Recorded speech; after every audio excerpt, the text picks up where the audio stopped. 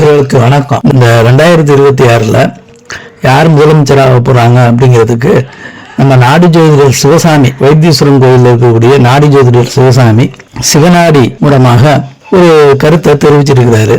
அந்த கருத்து என்ன அப்படிங்கிறத நம்ம பார்க்க போறோம். என் சேனலை சப்ஸ்கிரைப் பண்ணிட்டு பாருங்க. சப்ஸ்கிரைப் பண்ணிட்டு பார்த்தீங்கன்னா நான் போகிற வீடியோலாம் உங்களுக்கு வந்து சேரும். சப்ஸ்கிரைப் பண்ணுங்க, லைக் பண்ணுங்க, ஷேர் பண்ணுங்க, ஹைப் பண்ணுங்க. வாங்க வீடியோக்குள்ள போகலாம்.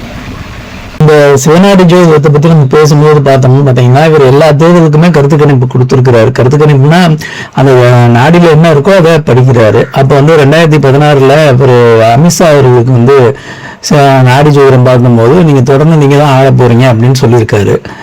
நம்ம அதுவும் அப்படிதான் நடந்துகிட்டு இருக்கு, நம்மளும் பார்த்துக்கிட்டு இருக்கோம். அடுத்ததா பார்த்தீங்கன்னா அதே மாதிரி 2016 ஆண்டு பார்த்தீங்கன்னா ஜெயலலிதாவுக்கு பார்த்துருக்காரு. அதுலேயும் ஜெயலலிதாவை அவங்க தான் ஆட்சி அமைப்பாங்க அப்படின்னு சொல்லியிருக்காரு. அப்போ கூட பார்த்தீங்கன்னா 2016 கருத்து கணிப்பெல்லாம் மாறி தான் வந்து திமுக தான் ஜெயிப்பாங்க அப்படின்னு சொல்லியிருக்கிறாங்க.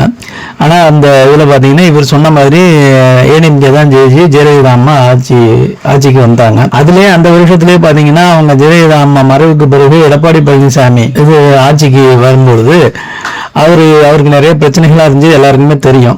அந்த பிரச்சனைகள்லாம் தீர்ந்துன்னு உங்களுடைய புத்திசாலித்தனத்தால நீங்க 5 வருஷம் ஆட்சி ஆளுவீங்க அப்படின்னு சொல்லியிருக்காரு.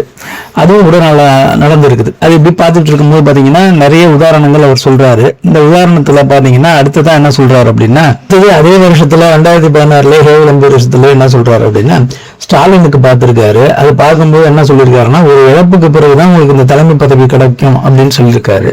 அதே மாதிரி ஒரு கலைஞர் அவருடைய மறைவுக்கு பிறகு திமுக தலைமையானது மு.க. ஸ்டாலினுக்கு வந்து அந்த 2021 தேர்தலில் ஜெயிச்சு திரும்ப ஆட்சி அமைச்சாரு. இதையும் இவர் தான் சொல்லியிருக்காரு. அவர் சொல்றது நடந்திருக்குது. அப்படி பார்க்கும்போது இந்த 2026 தேர்தலில் யார் ஜெயிப்பா அப்படிங்கிற ஒரு கணிப்புக்காக பார்த்திருக்காரு. அது என்னங்கிறத நம்ம பார்ப்போம். அதுக்கு ஒரு பாடல் எடுத்து சொல்றாரு. ஆரோட காண்டம் அப்படிங்கிற இடத்துல வந்து பாடல் எடுத்து சொல்றாரு. அதுல பாத்தீங்கன்னா நாடாள போவது சிவபெருமானின் இளைய மகன் அப்படின்னு சொல்லி முடிச்சிருக்காரு. நம்ம சிவபெருமானுடைய இளைய மகன் அப்படின்னு பார்த்தோம்னா முருகன். அந்த முருகனுடைய பேரை கொண்டவர் தான் பழனிசாமி, எடப்பாடி பழனிசாமி. அவர் தான் வந்து நாடாள போறார் அப்படின்னு சொல்லியிருக்காரு. அவர் தான் நாடாள போறார், அவர் தான் முதலமைச்சராக ஆகிறதுக்கு வாய்ப்புகள் இருக்கு அப்படின்னு சொல்லியிருக்காரு. இது ஒரு ஏடிஎம்கே தொண்டர்களுக்கு ஒரு மகிழ்ச்சிகரமான செய்தியா இருக்கும். அதனால எல்லாரும் நம்பிக்கையா இருங்க.